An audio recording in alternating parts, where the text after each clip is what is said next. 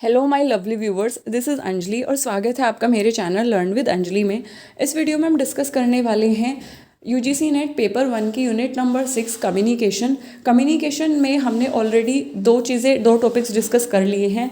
Video का link मैं आपको आई बटन में दे दूँगी, आप वहाँ से जाके वीडियो चेक कर सकते हैं। हमने formal and informal communication, meaning and characteristic of the communication already discuss कर लिया है।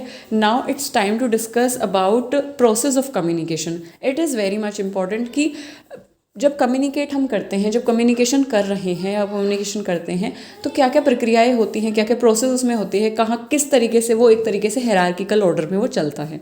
वो हम डिस्कस करेंगे इस वीडियो में विद अ थॉट। आज की हमारी जो थॉट है that is something related to dreams.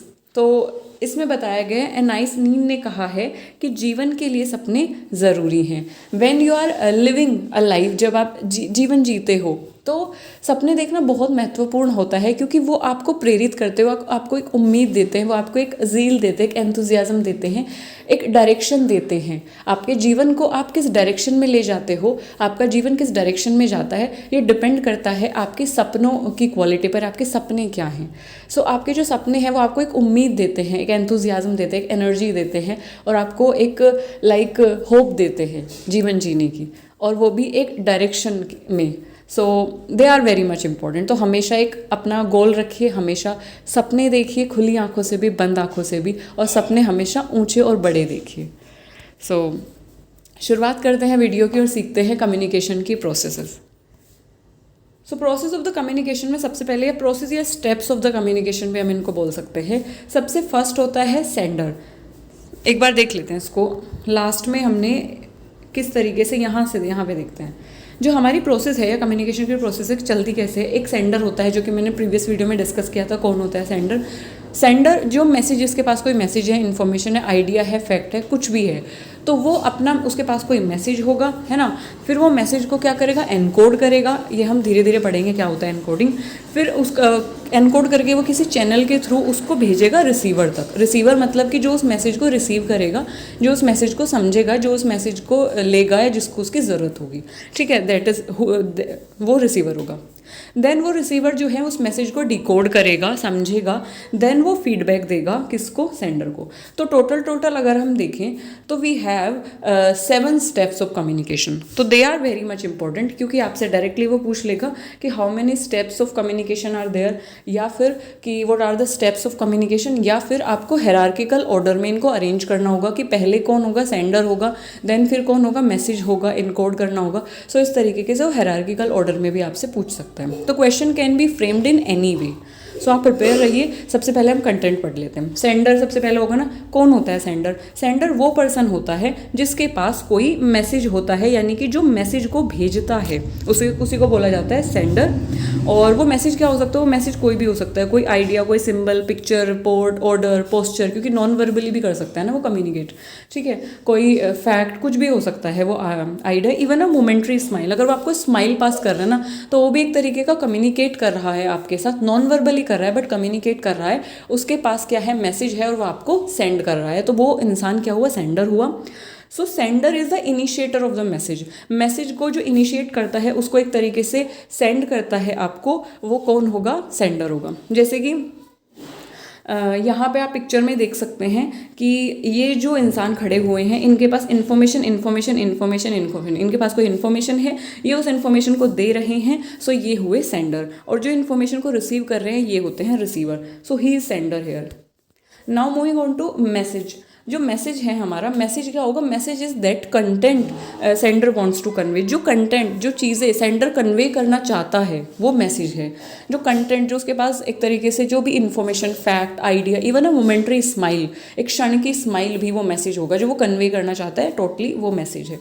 Message is the information conveyed by words. वो वर्ड्स में भी कर सकता है, स्पीच बोल कर भी कर सकता है वो आपको मैसेज, या राइट अप्स यानी कि लिख कर भी कर सकता है, पिक्चर्स की फॉर्म में भी आपको मैसेज सेंड कर सकता है। जैसे कि हम बोलते हैं ना अपने दोस्त को पिक्चर भेज, फोटो भेज। तो फोटो जो आपको भेज रहा है वो कौन है, सेंडर है, और वो जो फोटो भेजी है वो मैसेज है।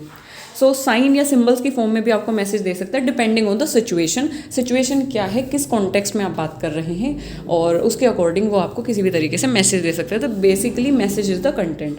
जैसे कि यहाँ पे आप देख सकते हो इस पिक्चर में, ये सेंडर जो है कुछ मैसेज कन्वे कर रहा है, ये कुछ भी इसके दिमाग में जो चल रहा है कन्वे कर रहा है इसको, this is message. Now moving on to encoding. Encode का मतलब बेसिकली होता है to transforming the message into an appropriate medium which may be verbal और non verbal depending upon the situation and nature of the message to be send to the intended receiver.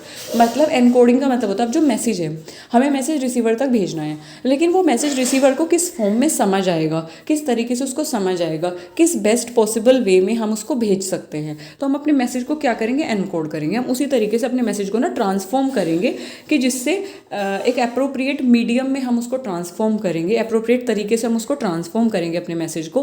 वो verbal भी हो सकता है, अगर हमें लग रहा है कि हमारे रिसीवर्स को कोई भी बात बोलकर अच्छे से समझ आएगी तो हम उसको बोल के बताएंगे। अब मान लो कि आपका जो रिसीवर है वो लाइक सुन नहीं सकता, तो आप उसे वर्बली तो कोई चीज़ बताओगे नहीं, तो आप उसे फिर सिग्नल्स की फॉर्म में बताओगे, है ना, नॉन वर्बली आप उसे बताओगे। या आपको लगता है कि आपका जो रिसीवर है वो इमोशंस की लैंग्वेज ज़्यादा समझता है, जेस्चर्स की लैंग्वेज ज़्यादा समझता है, तो आप फेशियल जेस्चर से, फेशियल एक्सप्रेशन से अपनी बात को बताओगे।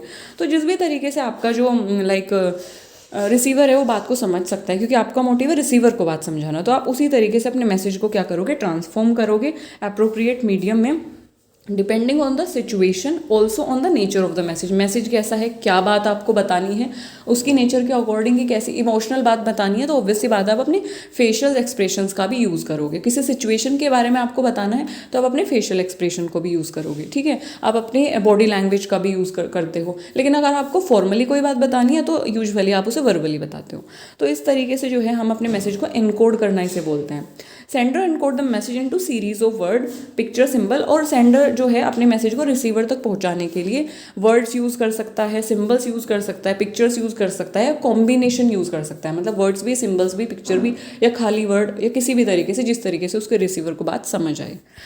सो this is encoding. If we talk about media, so media, what is media? Media is मतलब चैनल। तो मतलब कि अब हमारा मैसेज एनकोड हो गया, हमें पता है कि हमें अपने रिसीवर तक मैसेज भेजना है, कैसे भेजना है, हमने उसको ट्रांसफॉर्म भी कर दिया, एनकोड कर दिया है, अब उसे भेजना है हमें, तो हमें किसी मीडियम की ज़रूरत पड़ेगी, मीडिया की ज़रूरत पड़ेगी, किसी चैनल की ज़रूरत पड़ेगी। तो media is refers to the channel और medium through which message is transmit, यानी कि वो चैनल, वो माध्यम जिसके थ्रू अब आप अपने एनकोड किए हुए मैसेज को रिसीवर तक पहुँचाओगे, दैट इज़ मीडिया। तो मैसेज में भी रिटन और ओरल, मैसेज तो कुछ भी हो सकता है, वो रिटन भी हो सकता है, वो ओरल भी हो सकता है। तो via computer, telephone, cellphone, apps, television, ये सब जो आप देख रहे हो ना, ये सब जो आप देख रहे हो, media, this is media.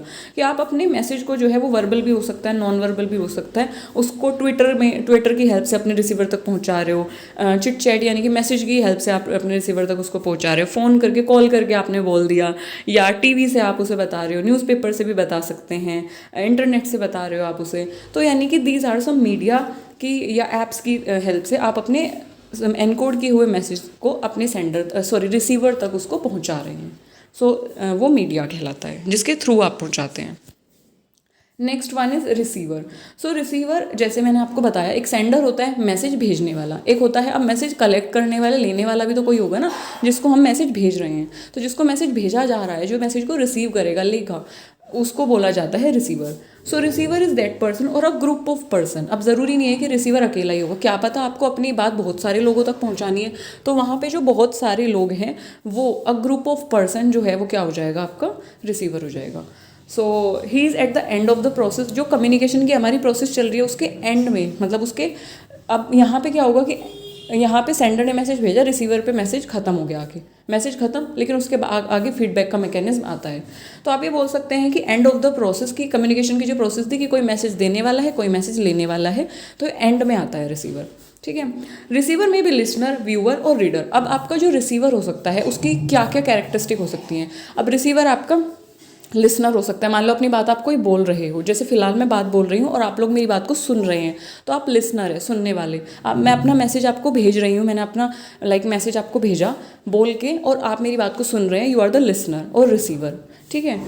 Viewer भी हो सकते हैं देखने वाले, जैसे कि फ़िलहाल आप लिसनर भी और व्यूवर भी है, आप मेरी वीडियोस को देख भी रहे हैं और सुन भी रहे हैं, तो व्यूवर भी हैं। व्यूवर मतलब दर्शक, देखने वाले। रीडर मतलब पढ़ने वाले। जैसे आपने मैसेज भेजा, अपना कोई बात आपने भेजी, सेंडर ने कोई बात भेजी लिख कर, लेटर के थ्रू, तो जो पढ़ रहा है वो कौन है? जो पढ़ रहा है वो रिसीवर है, क्योंकि उस तक मैसेज आया और वो रीड कर रहा है, तो वो किसी भी फॉर्म में उसको कर सकता है। लिसनर भी हो सकता है, व्यूवर भी हो सकता है, रीडर भी हो सकता है।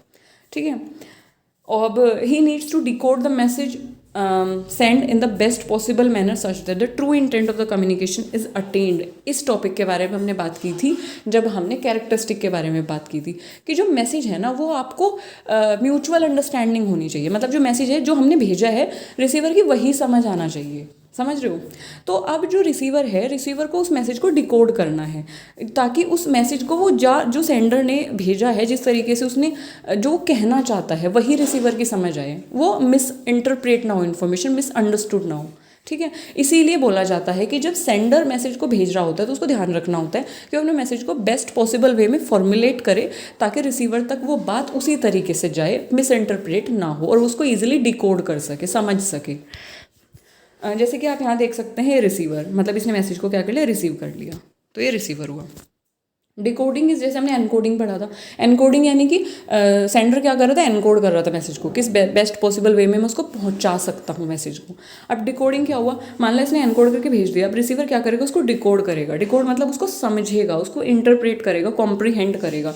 जो मैसेज भेजा गया है ना उसको समझना, बेस्ट पॉसिबल तरीके से समझना ताकि उसका सार, उसका जो मतलब है वो क्या कहना चाहता है रिसीवर को समझ आ जाए, तो डिकोड करना। Receiver interpret the process of message and tries to understand in the best possible manner. Best possible manner में जो बात बोली गई है सेंडर के द्वारा उसी को उस तरीके से समझना, उसको बिल्कुल भी मिसअंडरस्टूड या मिस इंटरप्रेट ना करना, क्योंकि अगर आप मिसअंडरस्टूड या गलत समझ लेंगे मैसेज को तो कम्युनिकेशन इफेक्टिव होगी ही नहीं। आपने तो कुछ और ही समझ लिया, सेंडर कुछ और ही कहना चाहते थे, आप तो कुछ और ही समझ गए, तो कम्युनिकेशन इफेक्टिव नहीं होगी। So this is decoding. Then we have feedback. जैसे मैंने आपको इफेक्टिव कम्युनिकेशन बताया था जब हमने बात की थी कैरेक्टरिस्टिक ऑफ कम्युनिकेशन में, तो हमने पढ़ा था कि फीडबैक मैकेनिज्म होना बहुत ज़रूरी है इफेक्टिव कम्युनिकेशन में।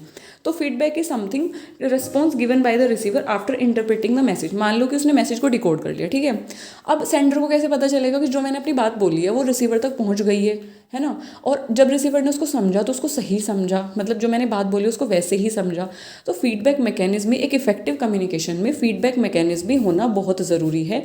फीडबैक मैकेनिज्म क्या होता है कि जो फीडबैक है कि जो रेस्पॉन्स है, मतलब अब रिसीवर ने बात समझ ली है तो वो सेंडर को रेस्पॉन्स देगा कि हाँ भाई ठीक है, आपका मैसेज मिल गया, मैंने समझ लिया, और मैं इसको अब उसको जवाब देगा वो। तो सेंडर को जो जवाब देगा, सेंडर को जो रेस्पॉन्स देगा, वो जो रेस्पॉन्स है वो क्या होता है, वो नॉन वर्बली भी हो सकता है, वर्बली भी हो सकता है, रिटन भी हो सकता है, ओरल भी हो सकता है, कैसे भी हो सकता है। तो सेंडर ने मैसेज भेजा, रिसीवर ने फीडबैक भेजा सेंडर को कि हाँ मुझे मैसेज रिसीव हो गया, तो response is known as feedback. ये नेसेसरी होता है, ज़रूरी क्यों होता है, to ensure that the message has been correctly decoded and comprehended the way it was send. ये इसीलिए इंपॉर्टेंट होता है ताकि एक तो जो सेंडर है उसको इन्फॉर्मेशन मिल जाए कि हाँ मेरा मैसेज पहुंच गया है। दूसरी चीज़ कि सेंडर को इन्फॉर्मेशन मिल जाए कि वो इंश्योर हो जाए कि हाँ जो मैंने मैसेज भेजा है, जो मैंने चीज़ें भेजी हैं वो करेक्टली डिकोड की गई हैं, वो सही तरीके से समझी गई हैं, जो मैंने बोला है वही समझा गया है, वो सही तरीके से कॉम्प्रीहेंड किया गया है रिसीवर के द्वारा, और वो सही समझा गया है। तभी हमारी जो कम्युनिकेशन होगी ये एक इफेक्टिव कम्युनिकेशन मानी जाती है, प्रभावी कम्युनिकेशन मानी जाती है कि हाँ कम्युनिकेशन प्रभावी हुई है, सही तरीके से हुई है, और हाँ अब कम्युनिकेशन पूरी हुई है। सो ये हमारे स्टेप्स थे कम्युनिकेशन के, 7 स्टेप हमारे कम्युनिकेशन के हैं। इस चार्ट का आप स्क्रीनशॉट ले सकते हैं, ये बहुत इंपॉर्टेंट है क्योंकि ये आपसे हायरार्की में पूछ सकता है। सबसे पहले सेंडर आता है, उसके बाद message, encoding, channel, receiver, decoding और फीडबैक। ये सारी चीज़ें आपको बता दी गई हैं। आई होप आपको ये जो प्रोसेस ऑफ कम्युनिकेशन है ये समझ आया होगा, आपको क्लियर हुआ होगा। यहाँ से क्वेश्चन नंबर ऑफ वेज में फ्रेम हो सकते हैं। आने वाली वीडियोस में मैं क्वेश्चन भी आपके लिए लेके आऊँगी। फिलहाल के लिए आप इसका स्क्रीनशॉट ले लीजिए और वेट करिए मेरी नेक्स्ट वीडियो का। Till then stay healthy and stay happy. Thank you for listening me so patiently.